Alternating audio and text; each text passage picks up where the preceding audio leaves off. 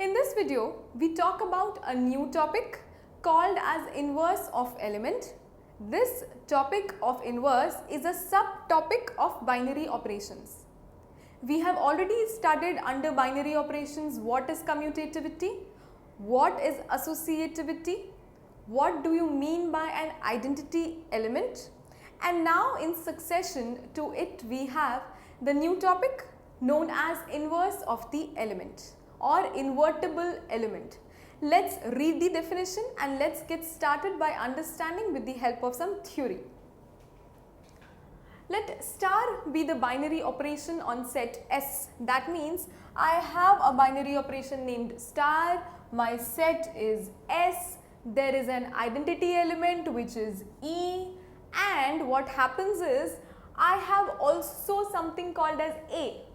And A is a very small element out of the set S, and that element will be invertible if this definition is followed. That means A star B is equal to B star A is equal to E. Do not get confused with identity element, that concept has been covered. E is the identity element and A is one such element which when binary operated with B gives me E. Now what is the story all about? Let's understand. When I was talking about the concept of identity element, we had the definition of A star E is equal to E star A is equal to A. This concept was of identity element which has already been covered. For those who do not know what is it is better and advisable to please watch those videos first and then come to the video of inverse element. In identity element, what we did was we found out some E which does not change my A. Now identity element has been covered. Here in the concept of inverse, I am just talking about one such element B which when operated with my A gives me the identity element. That means from this definition what I can say is B is inverse of A, because my B and A when operated together just give me the identity element. Now still some of you might be confused, and to solve that from your mind and remove that confusion from your mind, I have some examples lined up. Let's see one example. Now I know I have a element A and I am supposed to find its inverse which when added gives me 0.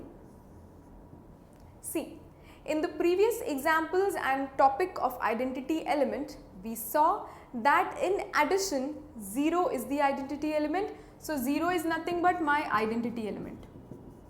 But now in this concept of inverse, I am supposed to find some other number B which when operated or added with my A gives me the identity element.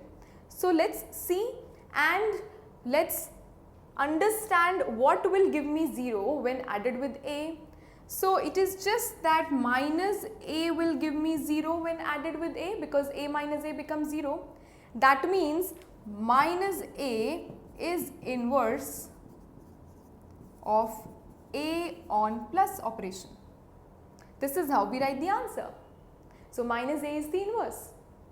Now what happens when this plus operation changes to multiplication operation?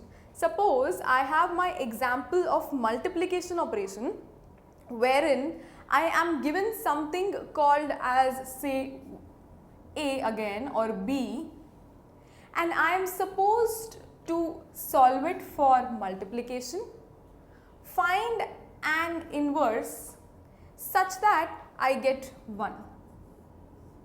Now you know that for multiplication 1 we need to obtain. It will be possible only when the element I take here is what? It is 1 upon A. Only then A and A gets cancelled and I get 1. Now 1 upon A is definitely the inverse, the answer is fine, but if and only if I am being given that A belongs to real numbers, then I can say that 1 upon A which is equal to A inverse is inverse. But what if I have A belonging to natural numbers or integers? If A belongs to natural numbers or integers, 1 upon A would come out to be 0 point something, which is not possible. So that means I cannot write A inverse or 1 upon A, the answer, when A belongs to integers or real numbers. One more thing which is related to this example only, that if I have A itself is equal to 1, if A is equal to 1, then there is no problem. That means 1 into what will give me 1? 1 into 1 will give me 1. So I would say that yes, my inverse here is 1.